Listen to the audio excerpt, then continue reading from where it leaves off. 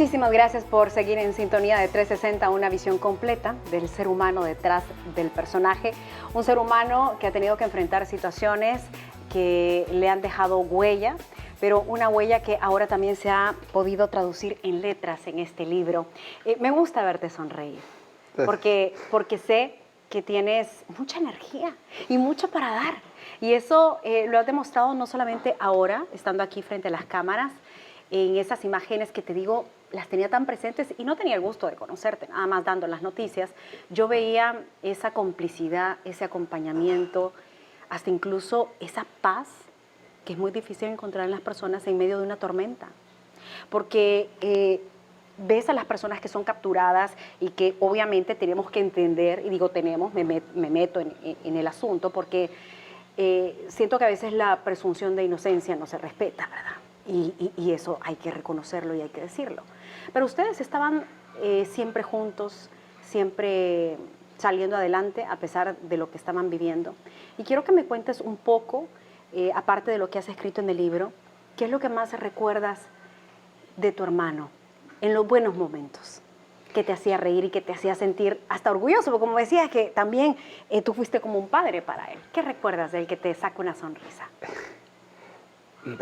Claro, mi hermano no era un hombre que uno pudiera pensar que era muy sociable, ¿verdad? Sin embargo, tenía una picardía, tenía unos dichos que todo el tiempo los recuerdo, ¿verdad? Era un hombre que no parecía lo simpático que parecía un hombre muy serio, pero con una imaginación tan espectacular, ¿verdad? Que se adaptaba inmediatamente a la conversación, y en muchos pasajes de su vida, como cuando estuvimos en la selva, siempre para él era el día a día el que había que vivir, y entonces habían muchos dichos como que él aprendió, ¿verdad? Como tío Loncho. A veces muchas personas me dicen, ¿quién es tío Loncho? Y es una historia bien larga, pero él la logró como resumir. Condensar, resumir. Sí. Entonces, al que le decía tío Loncho era porque lo quería. Entonces, entonces muchas veces la respuesta era a él, tío Loncho. Y entonces incluso sus hijas a veces le decían tío Loncho, ¿verdad? Porque era la expresión de él. Típica de él. Sí, para definir como un amor. Muy entonces, puro y muy genuino. Así es. Entonces yo recuerdo todo de mi hermano, pero por sobre todas las cosas lo que recuerdo es que él sí tenía la decisión de ser feliz, porque vivía todos los días, los vivía como si hubiera sido el último. Y por eso en el libro así lo defino, ¿verdad? O sea, lo defino en el fin de su vida, como todos los días anteriores, ¿verdad? O sea, como que era el que estaba tal vez sumamente afectado y llorando, y era yo. Él lo llevó con una gallardía, con una templanza. Por eso tenían un buen complemento, ¿ves? Porque hacían un buen equipo. Francisco, entrando acá a la finca, que me dices que, bueno, tu hermano se la pasaba muy bien acá y le gustaba estar aquí mucho tiempo, vi una escuelita que me imagino que es donde van todos los chicos de la comunidad. ¿Tiene historia esa escuela? Cuéntame un poco. Esa escuela, mi papá la construyó como una iglesia, pero como no había sacerdote, no había quien enseñara, y Estuardo no era un hombre que fuera religioso.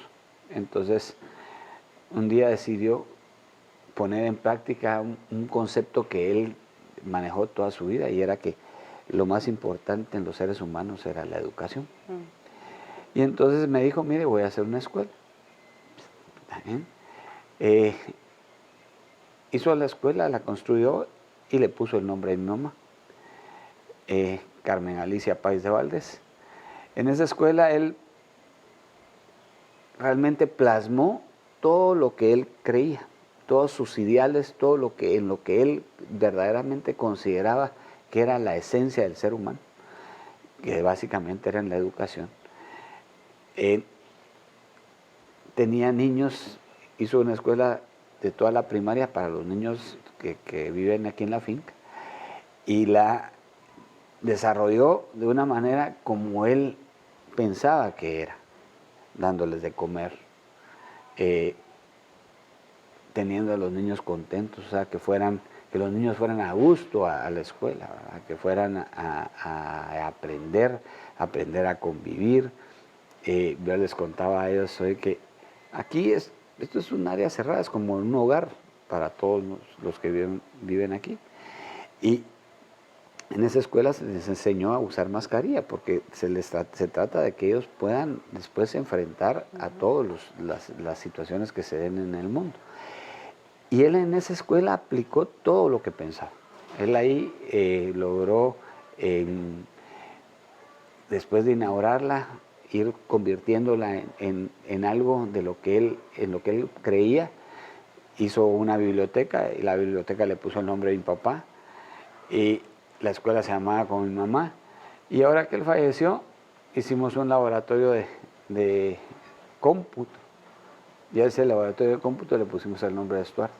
¿Y sabes por qué te lo preguntaba? Porque a mí me gusta ir como tomando piezas de todos los personajes que han venido a enriquecer aquí el programa, e ir armando también en medio de los problemas, ir armando los rompecabezas que también tienen sus colores, porque como diría Arjona, las nubes grises también son parte del paisaje, pero dentro de ese paisaje también hay sol, y muchas veces, nosotros como seres humanos nos olvidamos de esos momentos lindos, y creo que eso es otro de los legados que tu hermano ha dejado y que ustedes le han dado el seguimiento, que es sumamente importante tenerlo presente. Tengo presente este libro para que la gente, tú decías que es como un compromiso también para tu familia, para sus conocidos, pero yo te puedo decir que este libro también la sociedad como tal lo necesitábamos, porque a mí me gusta que se cuenten las historias de ambas partes, no solamente de una, y creo que hay datos muy importantes acá que muchas personas, y me incluyo, desconocíamos, porque de repente escuchas la noticia, algo de alto impacto, pero no tienes el detalle ni la investigación a profundidad. Y acá sí lo va presentando, para que la gente se vaya teniendo ya una idea clara del libro. ¿Puedes explicarnos un poco, aparte de tu infancia, del momento cuando pierdes a tu padre, que es algo de lo que cuentas, de lo que convivían también incluso con Rosenberg? ¿Qué más podemos encontrar en este libro? Lo que pasa, Susana, es que cuando empezamos a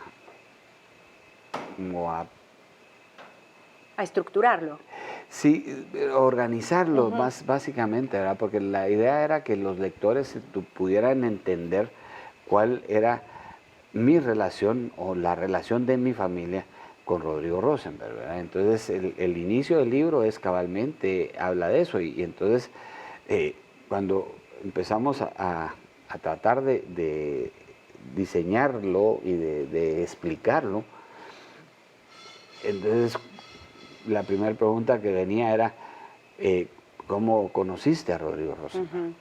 Y entonces mi respuesta era inmediata y muy sencilla, ¿verdad? Yo lo conocí de niño, pero yo no podía escribir ni de conocer a Rodrigo Rosenberg de niño, pues, ¿verdad? Entonces lo hago a través de una historia que tuvimos con él cuando éramos niños, pues, éramos adolescentes, pero Rodrigo sobre todo, que me llevaba unos años, pero a partir de ahí entonces diseñamos todas las historias que fueron haciendo un vínculo tan estrecho entre mi familia y Rodrigo Rosenberg, ¿verdad?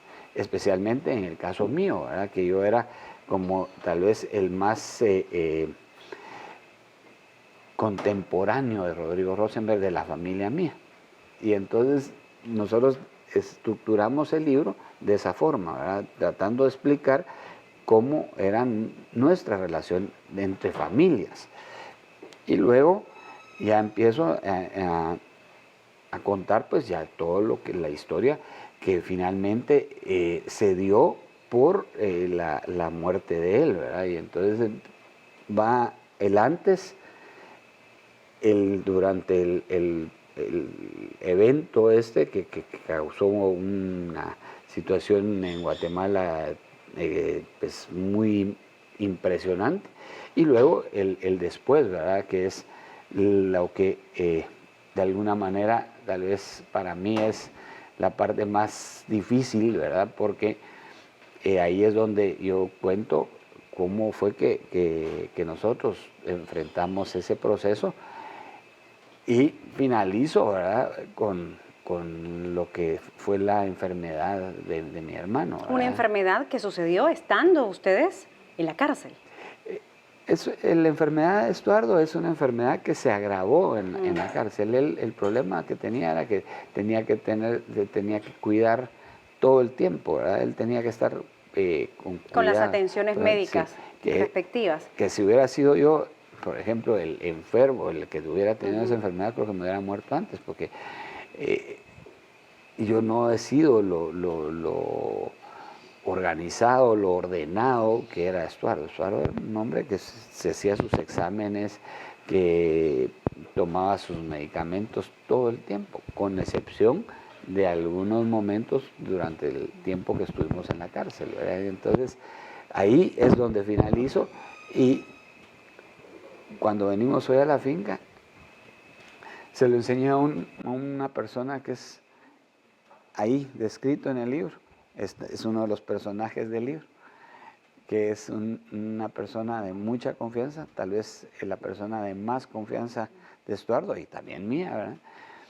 Y es con el que finalizo el libro, ¿verdad? Entonces, sí, no nos lo cuentes para que así la gente pueda tener el libro. Francisco, el tiempo de verdad que se me ha hecho muy corto, quisiera tener más espacio para ahondar, pero qué bueno que tenemos la historia en el libro sin tiempo para detener el tiempo, pero para que la gente ya se quede aterrizada con la idea, cuentas tu infancia, el acercamiento que tuvieron con el personaje Rosenberg, por quien se desata todo este caso de alto impacto, después lo que ustedes tuvieron que atravesar, que realmente uno no se imagina, después de jugar con su hermano, con su hermana, que van a estar pasando otra situación, pero dentro de una cárcel, y luego que se van a una montaña, salen, y ya que por fin podrían decir de que estaban terminando ese momento tan difícil y podían disfrutar de sus familias, de su vida, viene a tocar la muerte a las puertas de tu hogar y se lleva a tu hermano.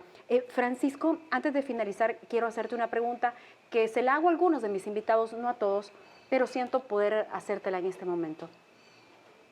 ¿Qué pasaría si en este instante empezara a caminar por acá tu hermano y me dijera, Susana, ¿me das 2 minutos con mi hermano? ¿Qué le dirías? no creo que pudiera decirle nada. Yo creo que no me alcanzaría ese tiempo para abrazarlo, y para abrazarlo como tal vez siempre lo hicimos. No podría ni siquiera expresarme. Para mí, de veras, he soñado con el momento de volver a verlo. Y hoy sentía y me decía alguien que había soñado con mi hermano y que lo que estaba pasando era que la que estaba celosa era mi mamá. Y estaba celosa porque mi hermano compartía mucho más con mi papá. Mi papá murió cuando Estuardo tenía 10 años. Y entonces, aunque es una situación que es figurada, ¿verdad? Puede ser muy real, ¿verdad? Puede ser muy real porque mi hermano no tuvo esa oportunidad de vivir con mi papá, y creo que yo lo poco que pude transmitirle de mi papá se lo hice. Y por eso cuando a mí me decían que mi mamá estaba celosa porque él estaba mucho tiempo con mi papá, entonces dije, bueno, pues hice algo bien, ¿verdad? Francisco, muchísimas gracias, de verdad, por abrir tu corazón, por compartirnos esta historia, que siga siendo de luz para muchas personas que tenemos el gusto de conocerte. Gracias, Susana. Gracias. Y constantemente hemos puesto en nuestra pantalla donde pueden adquirir el libro para que ustedes también puedan conocer un poco más de esta historia. Será hasta una próxima edición de 360. Gracias.